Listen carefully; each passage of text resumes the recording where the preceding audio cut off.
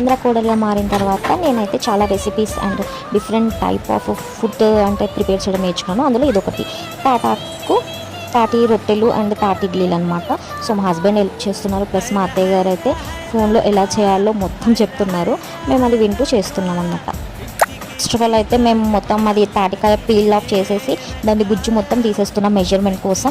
1 glass గుజ్జు ఉంటే 2 glasses idli రవ్వ వేసుకోవాలంట. సో నాకు 2 గ్లాస్ ఆఫ్ అది మొత్తం వచ్చిందనమాట గుజ్జు. అందుకే 4 గ్లాస్ ఇడ్లీ పిండి నానబెట్టుకొని వేసాను. ఇడ్లీ పిండి అంటే ఇడ్లీ రవ్వ.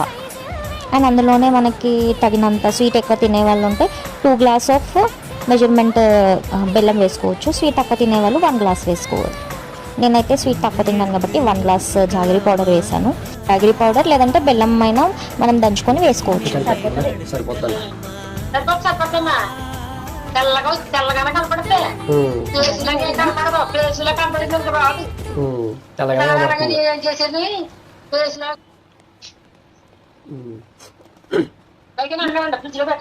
ఫ్రిడ్జ్ లో పెట్టనమ్మా.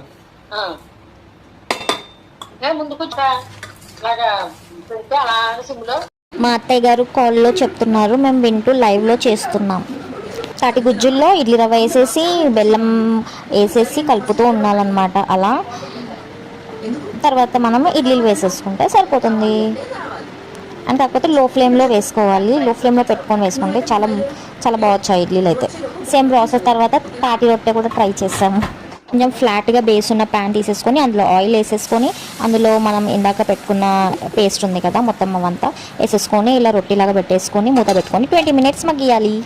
తాటికాయ రెసిపీస్ రెడీ.